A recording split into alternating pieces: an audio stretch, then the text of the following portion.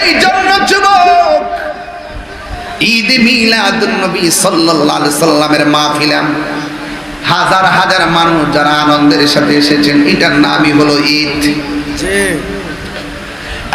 যুবক ভাইরা আমার, আল্লাহ রাব্বুল আলামিন কোরআনুল কারীমের মধ্যে বলেছেন, একটা কথা মনে রাখবেন, অনেকে বাংলার জমিনে বলেন ঈদুল ফিতর আর ঈদুল আজহা ছাড়া কোনো ঈদ নাই। কয়নি বাজান? কয়নি? কয়নি? ঈদুল আজহা এবং ঈদুল ফিতর ছাড়া কোনো ঈদ নাই।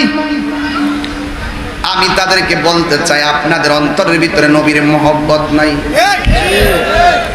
নবীর মহব্বত যদি থাকতো তাইলে কোনোদিন নবীর হাদিস মুবারককে অস্বীকার করতেন না। মান কাযিবা আলাইয়া মুতাআম্মিদান ফালিয়াতাবাওয়া মাকআদাহু মিনান নার। যেই ব্যক্তি নবীর উপরে মিথ্যা বানায়, মিথ্যা কথা বলে বলে হাদিস বানায় বলে, সে যেন তার ঠিকানাটাকে জাহান্নামের মধ্যে করে নিল। আল্লাহর হাবিব জুমার দিনকে ঈদ বলেছেন, তাইলে কয়টা ঈদ হলো? তিনটা। আল্লাহর হাবিব আরাফার দিনকে ঈদ বলেছেন, ঈদ কয়টা হলো? চারটা। তাহলে যারা বলে ঈদ হলো দুইটা, তারা আমার নবীর হাদিসকে অমান্য করে। যারা নবীর হাদিসকে অমান্য করে তারা কোনোদিন নবীর শাফাত পাবে না। কথা বলেন ঠিক কিনা? ওরা জানে না ঈদের প্রকারভেদ। ওরা যদি জানতো ঈদ কত প্রকার, তাইলে কোনোদিন এমন ভাবে ফতোয়াবাজি করতো না, অন্ধভাবে দালালি করতো না, সংঘাত লাগায় রাখতো না। ঈদ হলো দুই প্রকার। জোরে কোন ঈদ কয় প্রকার? দুই প্রকার। একটা হয় ঈদে শারঈ, আর একটা হলো ঈদে সুরুর।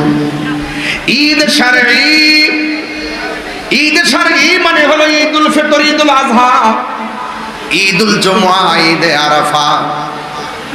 এই ঈদের নাম ঈদে শারঈ।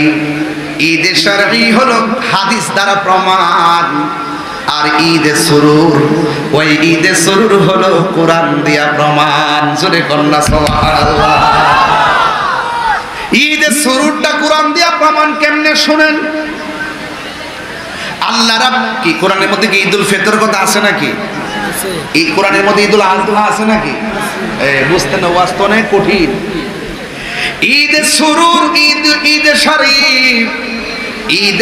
ঈদে সুরুর হলো কোরআন দিয়া প্রমাণ। আল্লাহ বলছেন, কুল বিফাদলিল্লাহি ওয়া বিরহমাতিহি ফাবিযালিকা ফালইফরাহু হুয়া খায়রুম মিম্মা ইয়াজমাউন।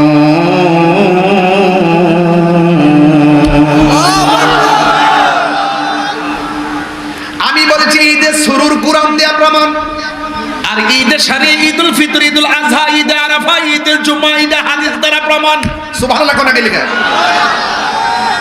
ঈদে সুরুর আল্লাহ বলছেন, আমি আল্লাহর পক্ষ থেকে তোমরা যদি কোনো ফজল পাও তোমরা আনন্দ করো। তাইলে বোঝা গেল ফজল পাইলে আনন্দ করতে হবে, এটা কোরআনে আছে না? না আছে।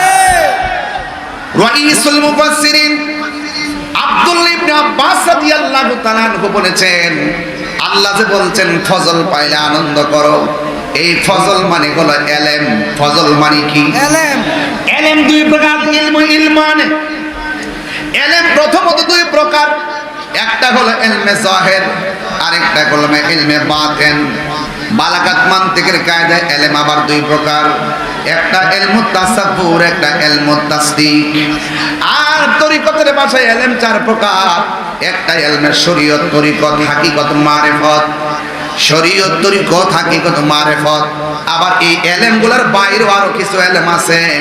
এই এলেম অর্জন করতে গেলে মাদ্রাসায় যাওয়া লাগে না, আল্লাহর ওলিদের গেলে এই এলেমটা পাওয়া যায়। ওই এলেমটার নাম হলো ইলমে লাদুনী। জোরে জোরে কি সুবহানাল্লাহ বলা যাবে না? আল্লাহু আকবার।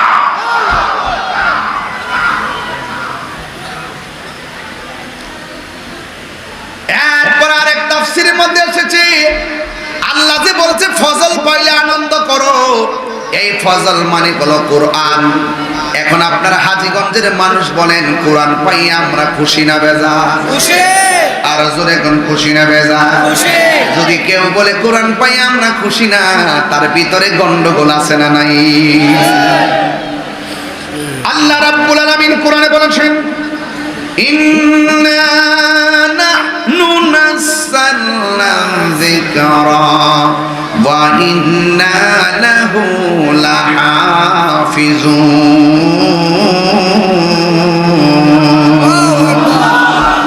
আল্লাহ রাব্বুল আলামিন বলেন, নিশ্চয় আমি কোরআনকে নাজিল করেছি, কোরআনকে হেফাজতের দায়িত্ব আমি আল্লাহ কাউরে দেই নাই। জবানটা খুলে বলুন, কোরআন হেফাজতের মালিক কে? এই কোরআন আপনারা হাজীগঞ্জের কোরআন যদি গাঠটির ভিতরে বইরা নদীর মধ্যে ভাসায়া দেন, কোরআনের একটা জেরের অসুবিধা কমে না, জবরের অসুবিধা কমে না। কারণ এই কোরআনের বাড়ি বাংলাদেশের কোনো প্রেসকে আল্লাহ দেয় নাই। জবানটা খুলে বলুন, কোরআন হেফাজতের মালিক কে?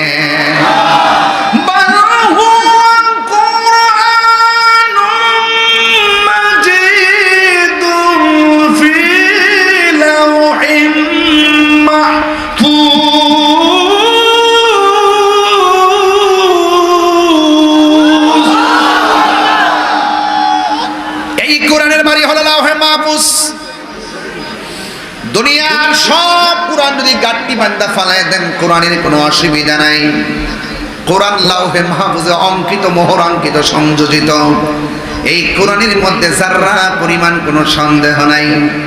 যালিকাল কিতাবু লা রাইবা ফীহি হুদান লিল মুত্তাকিন। এই কোরআনের মধ্যে কোনো যারা পরিমাণ কোনো সন্দেহ নাই। যুবকের দল, এই জন্য ফজল মানি হলো কোরআন, আরেক জায়গায় লিখেছে ফজল মানি হলো ইসলাম। এই আমার হাজীগঞ্জের বাবা জবান খুলে কোন ইসলাম ধর্ম পাই আমরা খুশি না বেজার? আর বড় করে কোন খুশি না বেজার? রাব্বুল আলামিনের কাছে একমাত্র গ্রহণযোগ্য ধর্মের নাম বলে ইসলাম। আল্লাহ রাব্বুল আলামিন কোরআনে বলে দিয়েছেন, ইন্নাদ-দীনা ইনদাল্লাহিল ইসলাম। নিশ্চয়ই আমার আল্লাহর কাছে মনোনীত ধর্মের নাম হলো ইসলাম। এই জন্য শুধুমাত্র মুখে দাড়ি রাখলেই মুসলমান হওয়া যায় না, মাথার মধ্যে পাগড়ি লাগাইলেই মুসলমান হওয়া যায় না। রাসূল মুসলমানের সংজ্ঞা দিয়েছেন এভাবে, মান সালিমাল মুসলিমুনা মিন লিসানিহি ওয়া ইয়াদিহি। যার হাত দিয়ে কেউ কষ্ট পায় না, যার মুখের জবানের কথার দ্বারা কেউ কষ্ট পায় না, সেই মানুষটা হলো মুসলমান। আল্লাহ বলছেন, ইয়া আইয়ুহাল্লাযিনা আমানু দুখুলু ফিস সিলমি কাফা। ইসলাম ধর্মে প্রবেশ করবা, পরিপূর্ণভাবে ইসলাম ধর্মে প্রবেশ করো। এই জন্য যুবক ভাইরা আমার, আপনারা জবান খুলে কোন কোরআন পাইয়া আমরা খুশি না বাজার? এই পৃথিবীর মধ্যে একটা মাত্র মহিলা যার নাম হলো খাদিজাতুল কুবরা রাদিয়াল্লাহু তাআলা আনহা। এই পৃথিবীতে একটা মহিলাকে আমার আল্লাহ সালাম দিয়েছেন, যার নাম হলো খাদিজাতুল কুবরা রাদিয়াল্লাহু তাআলা আনহা। আম্মা জান খাদিজাতুল কুবরা রাদিয়াল্লাহু তাআলা আনহা বলতেছেন, যখন আমার নবীর উপরে কোরআনটা নাজিল হলো, আমি দেখলাম নবীর কপাল মোবারকটা, ঘাম মোবারক, পসিনা মোবারক চিকচিক করতেছে। সুবহানাল্লাহ বলেন না? এমন পাওয়ারফুল কোরআন আমার নবীর উপর নাজিল করেছে। আজকে যারা কোরআন কোরআন বলে, কিন্তু কোরআন যার উপরে নাজিল হয়েছে ওই নবীর উপরে অনেকে সমালোচনা করে, আসে না না? আমার পূর্বে আমার বাজান আল্লামা শাইখ আবু সুফিয়ান খান আবিদি আল কাদরি হুজুর আপনাদের অস্থিরতার কারণে কথাটা ভালো করে বলতে পারে নাই। তিনি বলেছিলেন, আমার নবী 40 বছরে নবুয়ত পাইয়া নবী হয় নাই। আমার নবী দুনিয়াতে এসেছেন নবী হইয়া, দুনিয়াতে এসেছেন নবী হইয়া, দুনিয়াতে আসার আগেও আমার নবী, আদম হওয়ার আগেও আমার নবী। জোরে জোরে কোন ঠিক কিনা? আরে আওয়াজ করে কোন ঠিক কিনা বলে? এই জন্য কোরআন পাইয়া আমরা খুশি। আমার নবী, আপনার নবী রাহমাতুল লিল আলামিন দরা দামের মধ্যে তাশরীফে আল্লাহ বলছেন, ওয়া বিরহমাতিহি ফাবিযালিকা ফালিয়াফরাহু। তোমরা আমি আল্লাহর পক্ষ থেকে যদি কোনো রহমত পাও তাইলে আনন্দ করো। আমার হুজুরের শুরুতে ওই আয়াতটা তেলাওয়াত করেছিলেন, আমার সাথে সবাই পড়েন, ওয়া মা আরসালনাকা ইল্লা রাহমাতান লিল আলামিন।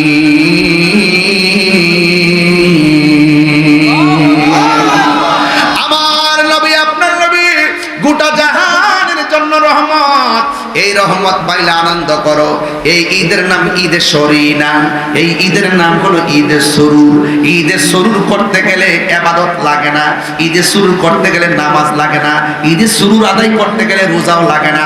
আজকে যারা ফতোয়া দেয় পাবলিকে দোকা বানাইতে চায়, ঈদুল ফিতরের নামাজ আছে, ঈদে মিলাদুন নবীতে নামাজ আসেনি, ঈদুল ফিতরের ঈদুল আজহাতে কুরবানি করে, ঈদে মিলাদুন নবীতে কুরবানি করেনি।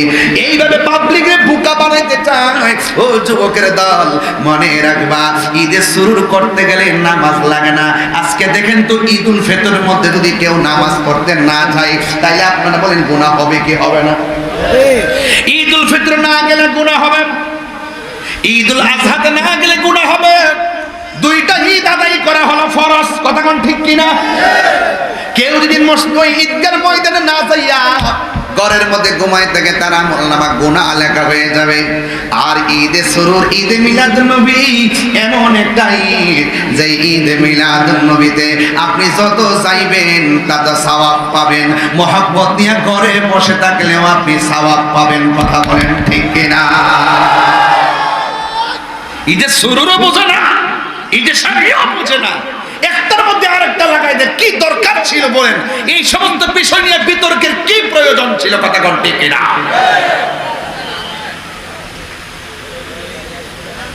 মুস্তাহাব বুঝে না, মুস্তাহসান বুঝে না, এগুলো না বুঝে পাবলিক গুলোর মধ্যে কেন বিতর্ক লাগাচ্ছে আমি কিছু বুঝি না। তবে একটা জিনিস পরিবর্তন হচ্ছে, বহুত জায়গা দেখতেছি এই মিলাদুন নবীর মাস আসার পরে বহুত নাচ সন্ধ্যা চলতেছে। মাশাআল্লাহ, চলো আমরা খুশি, আমরা খুশি, একটা জৌলুস লেগে গেছে, আমরা খুশি। তবে আমি এখনো আশাবাদী আলেম ওলামাদের একটা গুরুত্বপূর্ণ জায়গায় ফুরুই হোক, যে কোনো বছরের সমস্যা হোক, আমরা আলোচনা সাপেক্ষে টেবিলে বসে সমাধান করতে পারলে আমার মনে হয় এখন যে সুযোগ এসেছে, যদি এই সুযোগ যদি আলেম ওলামা কাজে লাগাইতে না পারে 153 বছরও পারবে না। জুলুসের মধ্যে আক্রমণকে রক্তাক্ত করে আপনি বিভাজন সৃষ্টি করেছেন, এগুলো করবেন না, এগুলো ভালো লক্ষণ নয়। মনে রাখবেন, খুব সতর্ক থাকবেন। আমি কোথায় কথা বলতেছি আপনি নিশ্চয়ই বুঝতেছেন। বলুন, রসুলকে পাইয়া আমরা খুশি না বেজা? কোরআন পাইয়া খুশি না বেজা? ইসলাম পাইয়া খুশি না বেজা? এই খুশি খুশি যে বলতেছেন, এটার নাম ঈদ। ইসলাম পাইয়া কি আমরা একদিন খুশি না প্রতিদিন খুশি? কোরআন পাইয়া কি একদিন খুশি না প্রতিদিন খুশি? নবী পাইয়া কি একদিন খুশি না প্রতিদিন খুশি? এটার নামই তো ঈদ, এটার নাম ঈদে সুরুর। এটার নাম কি? ঈদে সুরুর। আমাদের জীবনে অনেক প্রসঙ্গ আসে আনন্দিত হওয়ার, এটার নাম ঈদের সুরুর। ঈদের সুরুর বুঝতে হবে, ঈদের শারীরিক বুঝতে হবে। ঈদের শারীরিক হাদিস দ্বারা প্রমাণিত, ঈদের সুরুর কোরআন দিয়ে প্রমাণিত। আমি কি বোঝাতে পেরেছি? এগুলো বুঝতে গেলে আরো ভিতরে ঢুকতে হবে। সহজ সরল ভাষা না, এগুলো ইলমি কথা এবং বোঝার মতো কথা বলছি।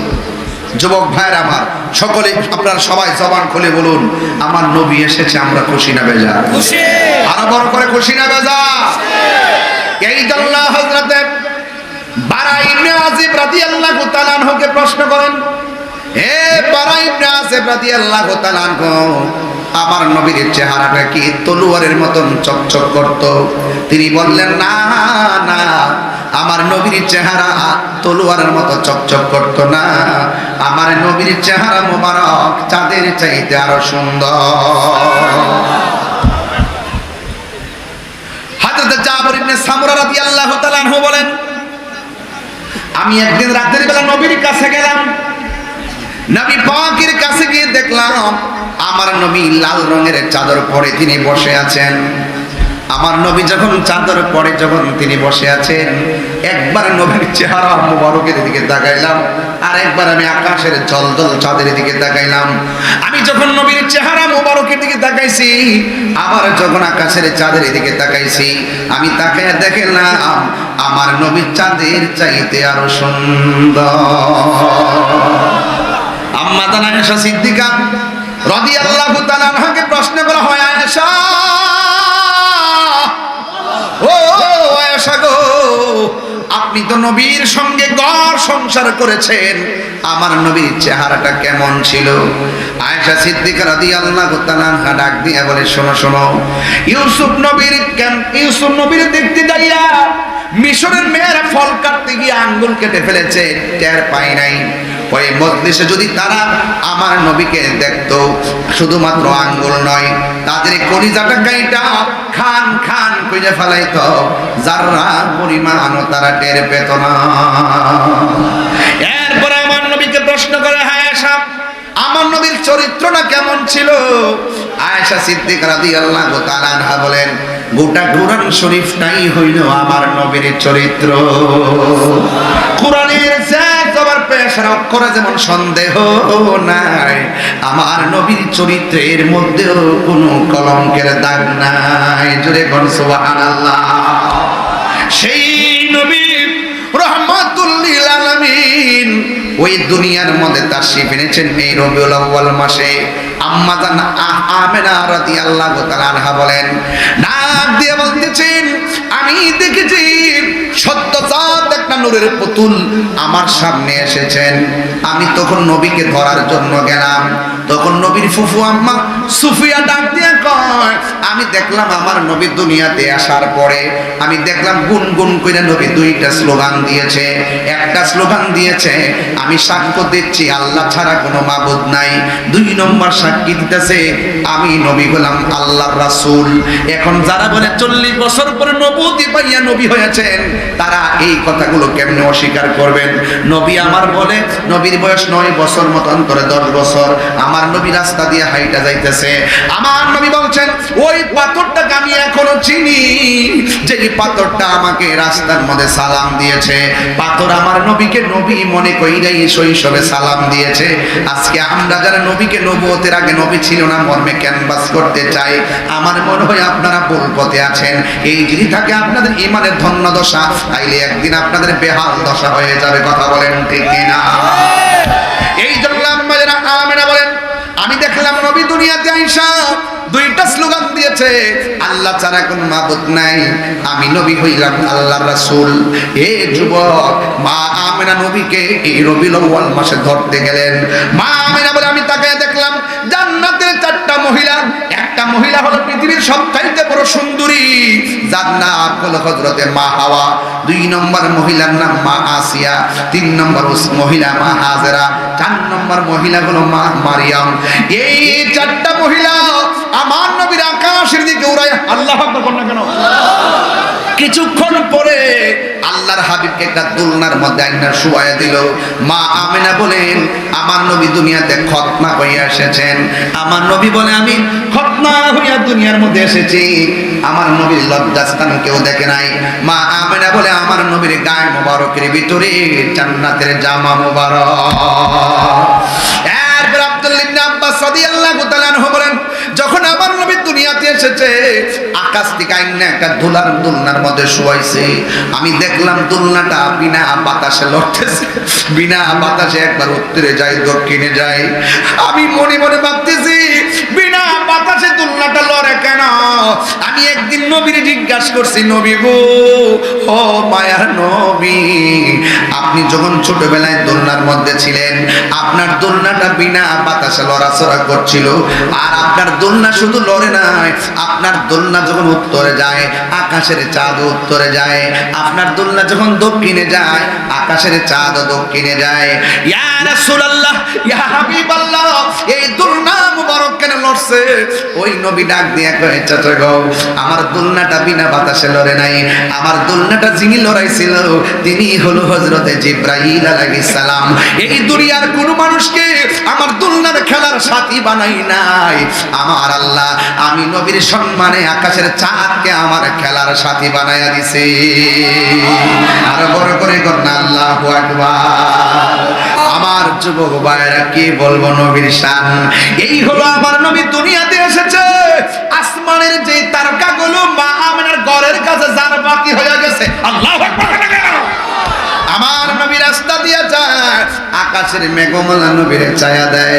আমার নবী আপনার ওই পাথরে কদম মোবারক দেয়, এই পাথরটা তুলার মতো নরম হয়ে যায়।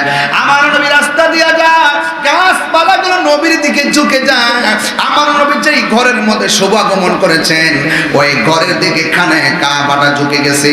এইগুলা যখন অবস্থা নবীকে একদম এক শ্রেণীর মানুষ দেখতেছেন, নবী পাক যেই দিকে যায় সেই দিক দিয়ে ওই আকাশের মেঘমালা ছায়া দেয়। সমাজের ভিতরে সবাই ভালো মানুষ থাকে না, কিছু মানুষ দেখবেন হিংসুক। যে আরো বড় করে আছে না নাই? দেখবেন আপনার মেয়েটা যদি গোল্ডেন এ প্লাস পায়, স্কুলের মধ্যে আপনার মেয়ের পুরস্কার দেয়, আর ঘরের সাথে মেয়েটা ডাক দিয়ে কয় এই মেয়েটা নাকি নকল করে পাস করছে। এটা কি ভালোবাসার কথা নাকি হিংসার কথা? আমার নবী আপনার নবী রহমাতুল লিল আলামিন রাস্তা দিয়ে যখন চলতেন, ওই নবীর উপরে যখন আকাশের মেঘমালাগুলো ছায়া দেয়, একটা ইহুদি আমার নবীকে মারার জন্য হাতের মধ্যে অস্ত্র নিয়েছে। জুরি জুরি কি নাউজুবিল্লাহ বলা যাবে না। নবীকে মারার জন্য যেমন ষড়যন্ত্র শুরু করেছে, আল্লামা শাইখ আবু সুফিয়ান কানাবিদি হুজুরকেও নবীর প্রেমিক হওয়ার কারণে অনেক মানুষ মারার ষড়যন্ত্র করে আসে না না। নবীর পক্ষে থাকলে আপনার উপরে মুসিবত আসবে। কোরআনের পক্ষে কথা বললে আপনার উপরে মুসিবত আসবে। ইসলামের কথা বললে আপনার উপরে মুসিবত আসবে। একটি কথা মনে রাখবেন, সকল মুসিবতে যদি আপনি আল্লাহর উপরে ভরসা রাখতে পারেন, নবীর উপরে যদি ভালোবাসা রাখতে পারেন, আল্লাহর কসম বিরুদ্ধবাদীরা হেরে যাবে। আপনার হাতে বিজয়ের নিশান উঠবে। কথা বলার দেখে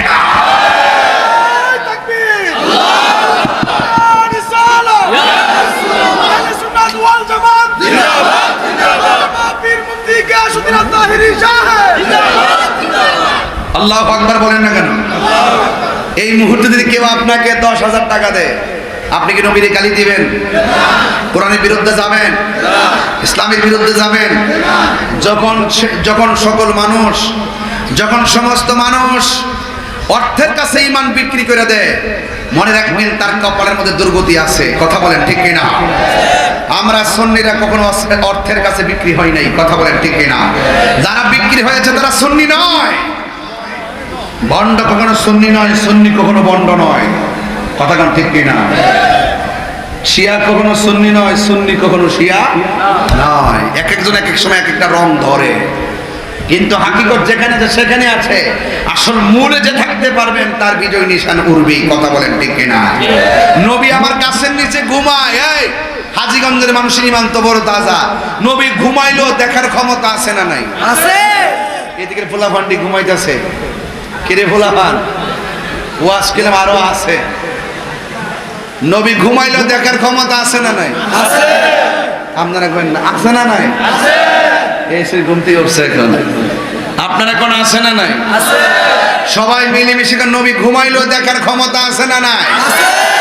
নবীজিকে সেই ক্ষমতা দিয়েছে কে?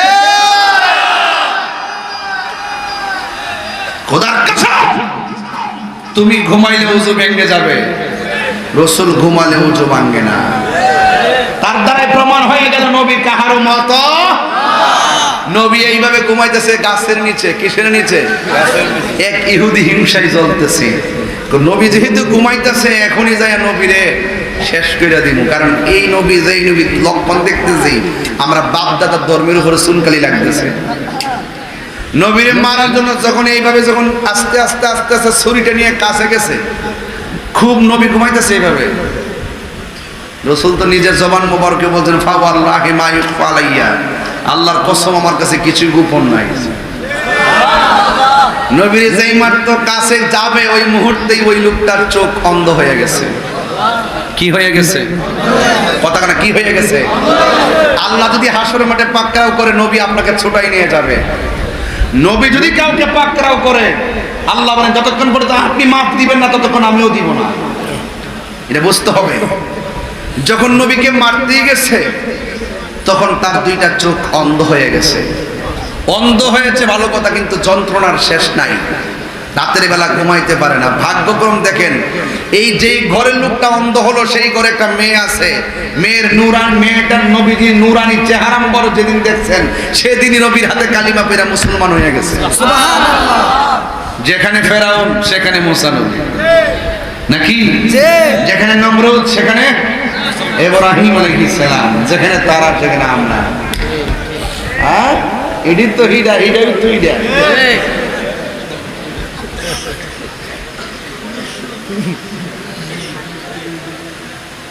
মেয়েটা ডাক দিয়ে কয়, বাবা তোমার চোখ দিয়ে ভালো ভালো নিয়ে গেলে অন্ধ হইলো কেন? তখন মেয়েটা বলতেছে, আমি মোহাম্মদ সাল্লাল্লাহু আলাইহি সাল্লামকে মারতে গেছিলাম, যখন ছুরিটা দিয়ে আঘাত করবে এই মুহূর্তে আমি অন্ধ হয়ে গেছি। তোর মেয়েটা তো আর মনে মনে কয়, যদি আমি এখন বলি যে আমি মুসলমান হয়েছিলাম, আমার বাপ তো আবার আমার ধরবো। এই জন্য গোপন রাখকে বলতেছে, বাবা কি দরকার ছিল যাকে আসমানের মেঘমালা ছায়া দেয় তাকে মারার জন্য? আরে এত কথা করতে তাড়াতাড়ি চোখের মধ্যে ওষুধ দেয়। অনেক কবিরাজের কাছে গেছে, ডাক্তার ওষুধের না, যত ওষুধ লাগাই ব্যথা শুধু বাড়ে, ব্যথা কমে না বাড়ে। তো পাশের মানুষ, আরে ব্যথা তো ভালো জিনিস, এমন ভাবে কান্না শুরু করছে, কান্নার মধ্যে কোনো মায়া নাই, মানে এমন কান্নার কোনো সুরও নাই, কান্নাও বেরস, ব্যথাও কঠিন। পাশের বাড়ির মানুষ বলছে, এটারে লয়ে যাচ্ছেন দিক, এর জ্বালা বেফতারের জ্বালা ঘুমাইতাম পারি না, কান্নার কোনো আসল নাই সচল নাই, লয়ে যান দিকে। শত হইলে তো মেয়ে কি বাপরে ফালাইতে পারে? কথা কেন, মেয়ে বাপরে ফালাইতে পারে? এই দেশে দেখবেন হাজির মন্দিরের মধ্যে দেখবেন যত মেয়ে আছে, মেয়েরা বাবার ভক্ত হয়ে বেশি, কথা কন ঠিক কিনা? তো মেয়েটা ডাক দিয়ে কয়, আপনারা কষ্ট নিয়েন না, আমার বাপের ব্যথা তো আর ভালো হচ্ছে না, এখন আমিও তো অনেক চেষ্টা করতেছি, আমার 2টা দিন সময় দেন, যদি 2 দিনের ভিতরে যদি ভালো না হয় তাহলে আমি এমন জায়গায় নিয়ে যাবো যেখানে কোনো মানুষ নাই, আমার বাপে কানলে কানবো।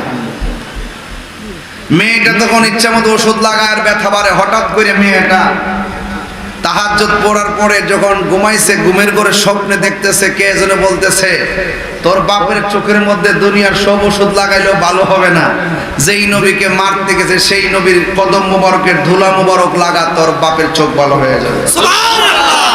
এই আওয়াজে মানি না, জোরে কোন আল্লাহু আকবার বলেন, ইয়া রাসূলুল্লাহ।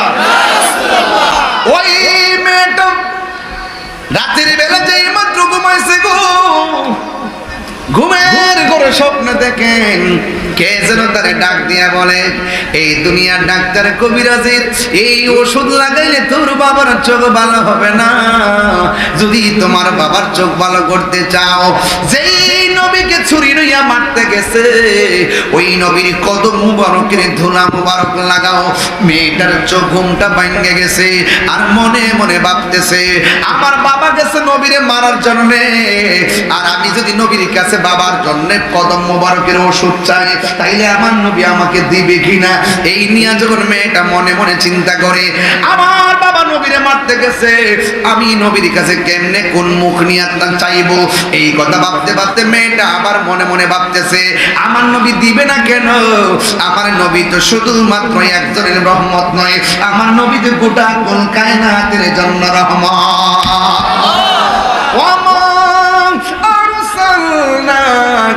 ইল্লা রাহমাতাল লিল আলামিন।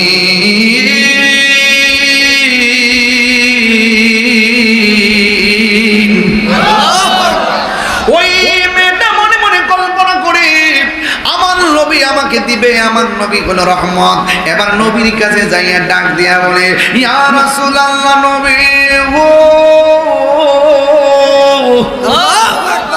ও মায়ার নবীজি, আমার বাবা আপনাকে মারতে এসেছিল, যদি আমি আপনার কাছে কোরবানি হয়েছি, যদি আমি আপনার কাছে কালিমা পড়ে মুসলমান হয়েছি, ইয়া রাসূলুল্লাহ নবী গো, আমার বাবা আপনাকে মারতে যাইয়া আল্লাহ বেজার হয়ে গেছে, কিন্তু আমার বাবার 2টা চোখ অন্ধ হয়ে গেছে, এই দুনিয়ার কত ওষুধ আমি বাবার চোখে লাগাইলাম, আমার বাবার চোখ ভালো হয় না, আমার বাবাকে এলাকা থেকে দূরে সরাই নেওয়ার চিন্তা করেছিলাম, যেই মাত্র রাতের বেলা ঘুমিয়েছিলাম, ঘুমের ঘরে স্বপ্নে দেখলাম কে যেন এবারে বলতেছে, আপনার কদম মুবারকের ধুলা মুবারক নিয়ে আমার বাবার চোখের মধ্যে লাগাই দাও, নবী দিবেননি, আমার নবী তো দয়ার সাগর। আরে তায়েফের জমিনে যুবক যুবক পোলাপান নবীরে পাথর মাইরা পিঠ মুবারকে রক্ত লাল কইরা ফেলাইছে। জিবরাইল আলাইহিস সালাম আয়েশা নবীর ডাক দিয়া বলছে, ও নবী গো, একটা বার আমার অনুমতি দেন, তায়েফের পাথর দিয়া কাফের গুলার মাটির সঙ্গে আমি মিশায় ফেলি। আল্লাহর হাবিব ডাক দিয়ে বলেছেন, হ্যাঁ জিবরাইল, তুমি যদি তাদেরকে পাথর চাপা দিয়ে মেরে ফেলো, তাইলে আমি আল্লাহর পক্ষ থেকে যেই অমিয় বাণীর দাওয়াতনামা নিয়ে এসেছি, আমি দাওয়াতনামাগুলো আমি পৌঁছাবো কার কাছে? আমার নবী কোনোদিন কাউরে বদদোয়া দেয় নাই। আমার নবী যেই পাথরের মধ্যে হেলান দিয়ে তায়েফে বসছিলেন, আমি উমরা যাইয়া সেই পাথরটা দেখে এসেছি। ওই পাথরের মধ্যে এখনো নবীর রক্ত মুবারকের দাগ মুবারক লেগে আছে। চিৎকার মাইরা কি আল্লাহু আকবার বলা যাবে না? কত কষ্ট করেছেন, আমার নবী প্রতিশোধ নেয় নাই, কিন্তু আমার নবী ডাক দিয়ে বলে, নাও গো নাও। পাথার মধ্যে নবীর কদম মুবারকের ধুলা মুবারক দিয়া দিছে। এবার মেয়েটা ধুলা মুবারক লইয়া আল্লাহু আকবার জোরে বলবেন, যেই মাত্র বাবার কাছে গেছে গো, ওই মুহূর্তে মেয়ের বাবা ডাক দিয়া বলেন, ও মা, চোখের ব্যথা ভালো লাগে না, তুমি কোথায় গেলা? এবার মেয়েটা ডাক দিয়ে কয়, আব্বা জান, জীবনে কত ওষুধ লাগাইছি, ব্যথা শুধুমাত্র বেড়েছে। এবার আমি আপনার চোখে যে ওষুধটা লাগাবো, যদি আপনার চোখটা ভালো না হয়, জিন্দিগিতে আর চোখের মধ্যে ওষুধ লাগাইতাম না। এই কথা বই না মেয়ের বাবা ডাক দিয়ে কয়, মা দাও, তুমি চোখের মধ্যে ওষুধ দাও। এই কথা বলার পরে মেয়ের বাবাটা সুন্দর করে মেয়ের বাবাকে লম্বা করে শুয়াইয়া চোখটা খুললা, যেই মাত্র ধুলা মুবারক গুলো চোখের মধ্যে ঢাইলা দিছে, ওই মুহূর্তে দুইটা চোখ ঠান্ডা ঠান্ডা লাগে। মেয়ের বাবা ডাক দিয়ে গে, আম্মা গো, কোথায় থেকে তুমি কোন ওষুধ আনছো? জীবনে কত ওষুধ তুমি আমার চোখের মধ্যে লাগাইছো গো মা, চোখের ব্যথা শুধুমাত্র বেড়েছে, এ কোন ওষুধ তুমি আমার চোখের মধ্যে লাগাইলা? আমার চোখ দিকে ঠান্ডা ঠান্ডা লাগে, আমার চোখ দিকে আরাম আরাম লাগে। মেয়েটা ডাক দিয়ে গে, বাবা, ও বাবা গো, আপনি মেহেরবানি করে একটু চোখটা খুলে না, দেখি আপনি চোখে দেখেন কিনা।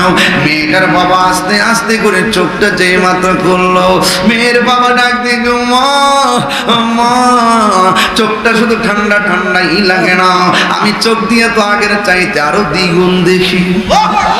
আর জোরে কন্যা সুবহানাল্লাহ, আর বড় করে কন্যা সুবহানাল্লাহ। ওই মেয়ের বাবা ডাক দিয়ে বলে, মা, কোথায় থেকে এমন সুন্দর ওষুধ তুমি এনেছো?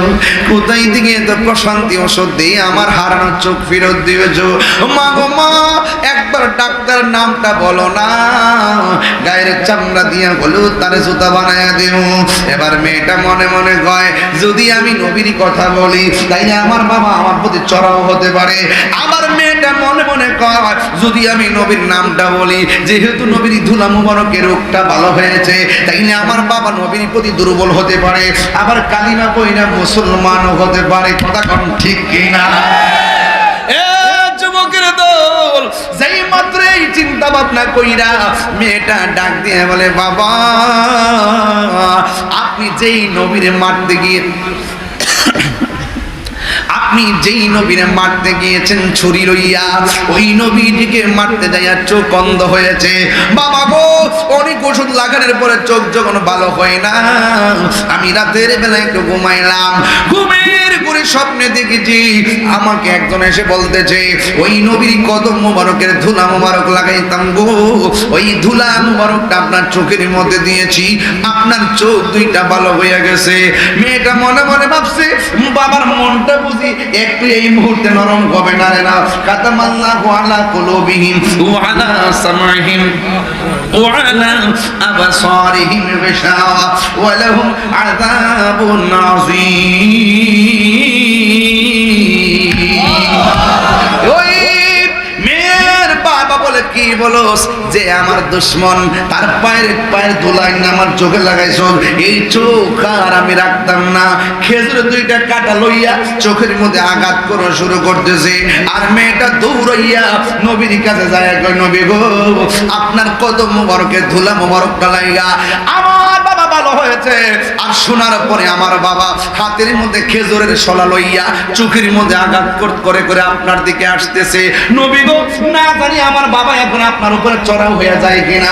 আমি এসেছি আপনার কাছে। আমার নবী মেয়ের কথাটা শুই না মুস্কি মুস্কি হাসতেছে। ইন্নাল্লাহা যাওয়ানিল আরদা ফারাইতু মাশারিকাহা ওয়া মাগারিবাহা। আমার নবী তো এমন নবী, নবীর কাছে যাইয়া বলা লাগে না, নবী এমনিতেই দেখে, নবীর কাছে যাইয়া বোঝান লাগে না, আমার নবী এমনি বুঝে।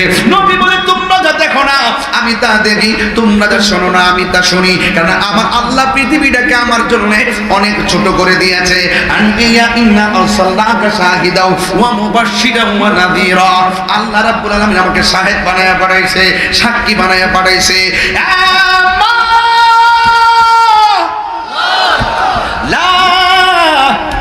চিন্তা করো না, এ মা টেনশন করো না, যে এই মাত্র বলছে আমার বাবা তো আপনার দিকে আসতেছে, খেজুরের কাটা দিয়া যত আঘাত করে চোখের পাওয়ার আরো বাড়ে।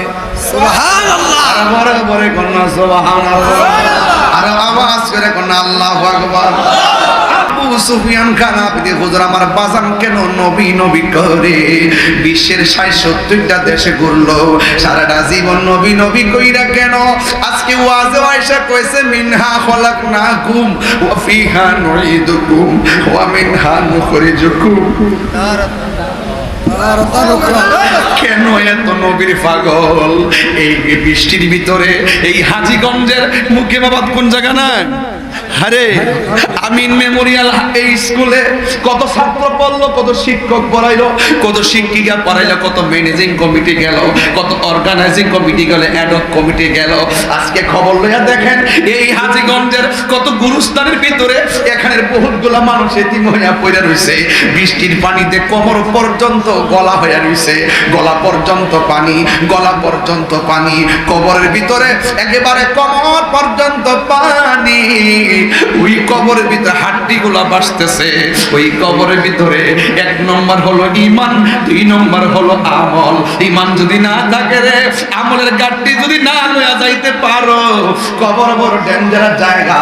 ওই কবরের ভিতরে আমার নবী বলেন ওই কবরটা এমন একটা জায়গা, ওই জায়গায় পৃথিবীর কোনো বন্ধু যাবে না। তোমার সন্তান তোমার সম্পত্তির ভাগ দিবে, কিন্তু কবরের আযাবের ভাগ কেউ নিবে না।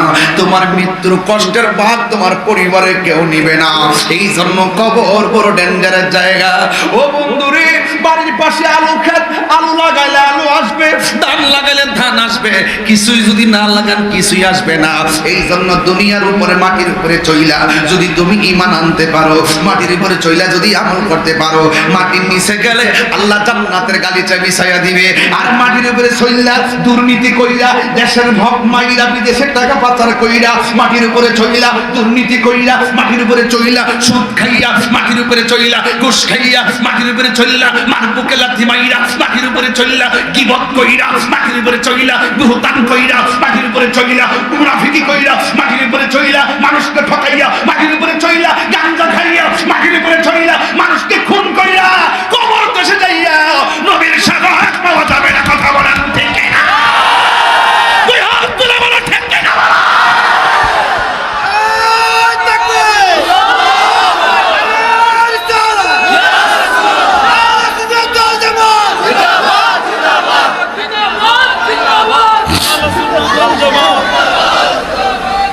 খোদার কসম, এই জমিনে থাইকাই সব করে যেতে হবে।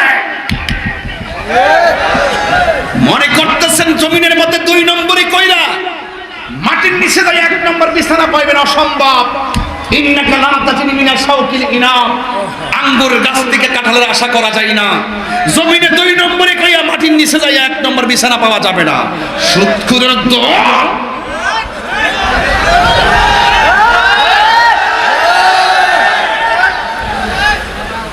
ঘুষখোরের গোষ্ঠী, আজকে প্রত্যেকটা গরিব অসহায় টাকা যেই দিকে দেন দরবার সেই দিকে। কথা বলবা কেন? গলার ছুরি লাগাই দিল কেন? এই ঘুষখোরদের কারণে সমাজের ন্যায্য বিচার উঠে গেছে। ঘুষখোরদের কারণে, সুদখোরদের কারণে গরিব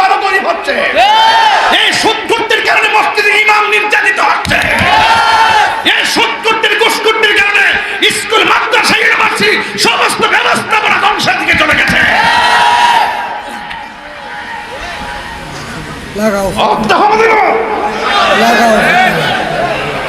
সুদ খাওয়া কি হালাল না হারাম? এটা কি মোল্লার ফতোয়া না আল্লাহর ফতোয়া?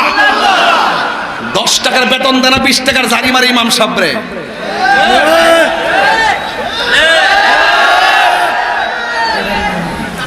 এখানে ইমাম আসেনি কেউ? ও এদিকে কই কই আসে এদিকে না আসতে লড়স্তা তো। হ্যাঁ ইমামতি করো। বেতন কত? 7,000। বেতন কত? আচ্ছা দেখেন তো শরীরটা কি। এই ছেলেটা যদি মনে করে যে আমি ইমামতি করতাম না, শুধুমাত্র সিএনজি চালামো, 7,000 রুজি করবো নাকি 15,000? 15,000 পারবনি? পারবনি? এরপরে মেহরাবটা পাহাড় দিয়ে রাখতেছে, কারণ যদি না দিয়ে তাহলে পারবো না। আর ওই ফইনিরা মনে করে এমনও খাইতো মানা দিকে মসজিদে বই রয়েছে। আর মাটি কাটলো তো 20,000 টাকা রুজি করবো, আর সিএনজি চালালে ছেলেটা 30,000 টাকা রুজি করবো। ঠিক কিনা বলে? 7,000 টাকার বেতন দিয়ে 14,000 টাকা জারি মারে। মনে করছে আরে মনে না তো, মনে করছে মনে অসহায় কি শেষ করে দিব নাকি? করো তো কি সুদ করে করছি নাকি? আমরা গায়ে লাগছে নাকি? কেউ কার কার গায়ে লাগছে হাত তোলেন। ওরে ওরে ওরে আরে ই করতেছে রে শাস্তি রে মারে অ্যাকশন অ্যাকশন জোরে কোন ঠিক আছে যাতে যাতে আস্তে আস্তে আস্তে যাতে সুদ করে কলজেটা ছিঁড়া জায়গা। অ্যাকশন অ্যাকশন ডাইরেক্ট অ্যাকশন সুদখোরের বিরুদ্ধে ডাইরেক্ট অ্যাকশন ঘুষখোরের বিরুদ্ধে ডাইরেক্ট অ্যাকশন দুর্নীতির বিরুদ্ধে direct action action action direct action বাগার বিরুদ্ধে ডাইরেক্ট অ্যাকশন ওয়াহাবিদের বিরুদ্ধে ডাইরেক্ট অ্যাকশন জামাতিদের বিরুদ্ধে ডাইরেক্ট অ্যাকশন নবীর বিরুদ্ধে ডাইরেক্ট অ্যাকশন নবীর দুশমনেরা হুশিয়ার সাবধান হুশিয়ার সাবধান নবীর দুশমনেরা। বাজার আপনারা কি আমার প্রতি রাগ করছে? বাদান পোষা করছে? আমার ৭০ টাকা লাগে আমি ডাইনবাম চাই না। আমার একটা অভ্যাস আছে, আমি কারো ধরি না, গায়ে বললে দিয়েছি তো রক্ত রক্তের বন্যায় তুমি কে আমি কে সুন্নি সুন্নি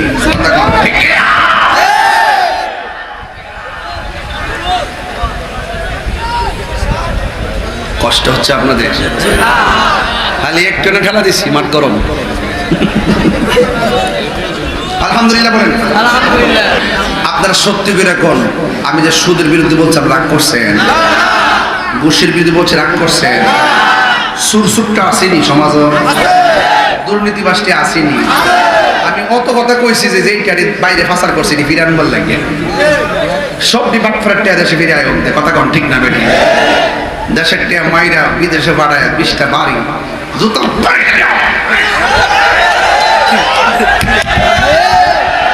কথা কন ঠিক কিনা বলেন?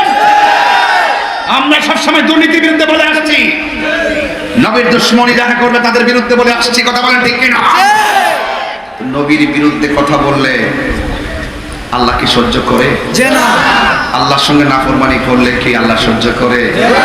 ওয়া মাকারু ওয়া মাকার আল্লাহ আল্লাহু খায়রুল মাকিরিন। এটা নেই মেয়ের বাবা মনে আসেনি কথাটা? কথা মনে আসেনি?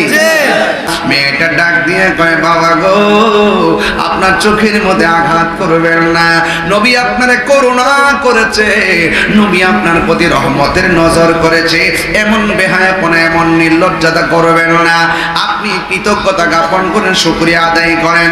না না না যে আমার দুশমন তার পায়ের ধুলা লেগে আমার চেহারা চোখ ভালো হওয়ার কোনো প্রয়োজন নাই। হাতের মধ্যে এমন ভাবে আঘাত করতেছে, যত আঘাত করে চোখের জ্যোতি আরো বাড়ে আর বাড়ে। নবীর সামনে যেই মাত্র গিয়েছে আমি আর এই চোখটা রাখতাম না। তখন আমার আল্লাহ হাবিবের কাছে জিবরাইল আইসা ডাক দিয়ে কয়, ইয়া রাসূলুল্লাহ, নবী গো, আপনি তারে বইলা দেন যে এই চোখের ভিতরে হাবিবুল্লাহর চোখে পায়ের কদম মোবারকের ধুলা মোবারক লাগার পরে চোখের মোহ ঔষধ হয়ে গেছে। এই চোখে যদি আঘাত করুক না কেন, এই চোখ আর জিন্দেগিতে অন্ধ হবে না। যেই নবীর ধুলা মোবারক লাগে অন্ধ চক্ষু ভালো হয়ে যায়, আর তোমার পায়ের ধুলা যদি, তোমার আমার পায়ের ধুলা যদি বালা চোখের মধ্যে লাগাই অন্ধ হয়ে যাবে। আর আমার নবীর ধুলা মুবারক অন্ধ চোখের মধ্যে লাগাইছে, অন্ধ চোখ ভালো হয়ে গেছে। তার মানে প্রমাণ হয়ে গেল আমার নবীজি কাহার মত নয়। কথা কোন ঠিক কিনা? নবীর পায়খানা মুবারক আমাদের মতো নয়, প্রস্রাব মুবারক আমাদের মতো নয়, পসিনা মুবারক আমাদের মতো নয়, দুলা মুবারক আমার মতো নয়। ওই রাহমাতুল লিল আলামিন দুনিয়ার মধ্যে তাশরীফ এনেছেন, এসে বলছেন কি জানেন উনি? আল্লাহ রাব্বুল আলামিন কোরআনুল কারীমের মধ্যে বলেছেন, মা আতাকুমুর রাসূলু ফাখুযুহু ওয়া মা নাহাকুম আনহু ফান্তাহু। আল্লাহর পক্ষ থেকে নবী যা কল্যাণ করে নিয়ে এসেছেন তা আপনাকে গ্রহণ করা লাগবে, যা থেকে নিষেধ করেছেন তা থেকে আপনাকে দূরে থাকা লাগবে। আমরা নামাজ চাই কি চাই না? চাই। আর জোরে কোন চাই কি চাই না? রোজা চাই কি চাই না? যাকাত চাই কি চাই না? দুইটা কথা বইলা যায়, রাখলে রাখবেন, না রাখলে নাই। তবে না রাখলে বড় কষ্ট পাবো, রাখলে আমি বড় খুশি হবো। এক নম্বর, কোনোদিন মা বাবার মনে কষ্ট দিবেন না। দুই নম্বর, কোনোদিন আপনি নেশা করবেন না। নেশা যদি করবেন বিবেক লোপ পেয়ে যাবে, আপনি ভালো মন্দের পার্থক্য ভুলে যাবেন। এই জন্য আমার নবী, আপনার নবী বলেন, এই কবর বড় সাংঘাতিক জায়গা। এই কবরের ভিতরে বেনামাজি হইয়া গেলে তিনটা শাস্তি অবধারিত।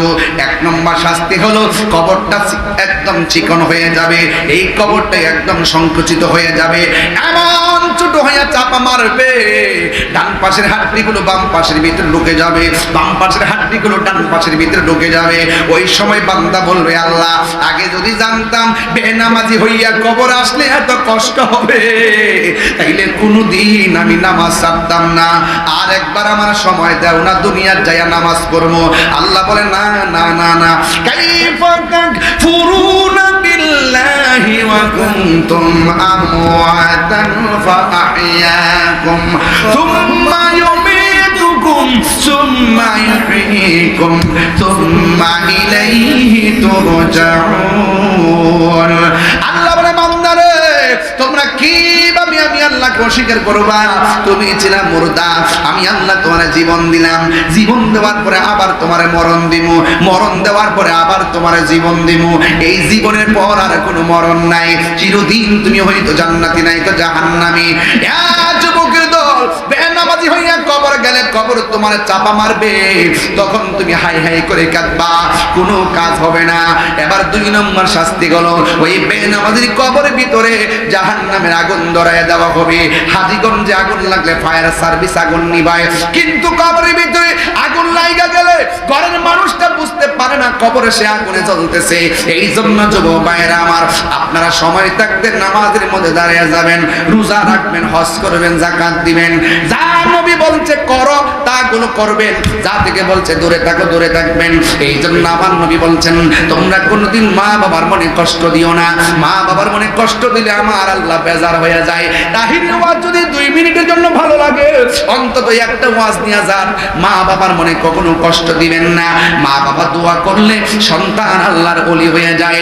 এই জন্য আমি প্রায় মাহফিলে বলে থাকি, আমার বাবা দুনিয়াতে নাই, হুজুর আমার বাবার রওজার পাশে যাইয়া দোয়া করে আসছে গুরুস্থানে। যুবকের দল, আমার আব্বা হুজুরকে অনেক মহব্বত করতেন। এই জন্য যুবক ভাইরা আমার হুজুর যাইয়া দোয়া করেছেন। যার নাই সে বুঝে বাবা হারা ব্যথা কত, যার নাই সে বুঝে মা হারা ব্যথা কত। তাহিরির কাছে মুরিদ হইয়া আল্লামা শাইখ আবু সুফিয়ান খান আবিদি আল কাদরি হুজুরের কাছে মুরিদ হইয়া, মা বাবার মধ্যে কষ্ট দিলে হুজুর আপনাকে ভালোবাসবে না, আপনাকে মা বাবাকে ভালোবাসতে হবে। এই জন্য যুবক, এখানে অনেক মুরব্বীরা বসে আছে, মুরব্বীরা গাছের ছায়া, এই ছায়াটা দূরে চলে গেলে মনে করবা দুনিয়াটা অন্ধকার। এই জন্য আমি প্রায় মাহফিলের মধ্যে বলি, আর মা নাই সে কারে বাড়িতে যায় মা দরজা খোলো বলবে, যার বাবা নাই সে কারে বাড়িতে যায় বাবা গো দরজা খোলো বলবে। হাজীগঞ্জের মানুষ, বাবা যদি না থাকে, মা যদি না থাকে, আগামীকাল গোরস্থানের মধ্যে যায় বলবা, ও আল্লাহ আমার আব্বা আম্মা কবরে চলে গেছে, দুনিয়ায় থাকতে সেবা করতে পারি নাই, আল্লাহ আমার আম্মার কবরটাকে তুমি জান্নাত বানিয়ে দাও। এত মায়া করতে নেছি আমরা সংসারে,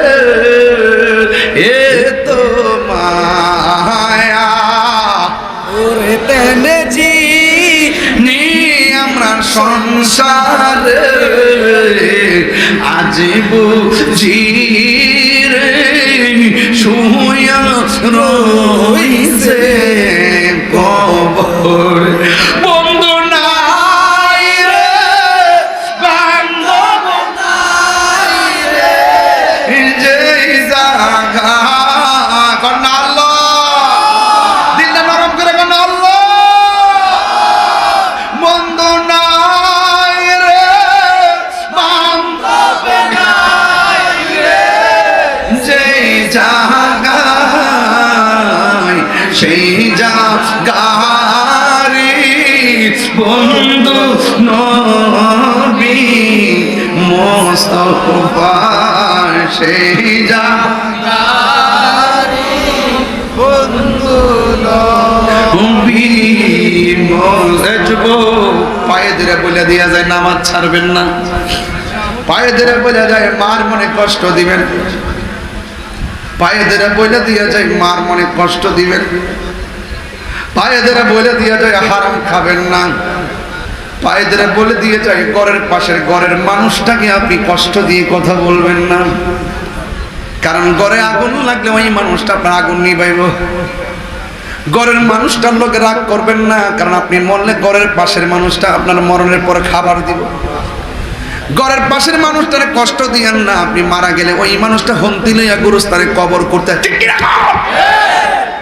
এই জন্য পায়ে ধরে বলি, যতটা ওয়াজ করলাম নবীর আগমনের উপলক্ষে ওয়াজ করেছি, তবে একটা কথা বলে দিয়া যায়, কবর বড় ডেঞ্জারাস জায়গা, যেই জায়গায় ঈমান আমল না লইয়া গেলে অবস্থা ভয়াবহ হয়ে যাবে।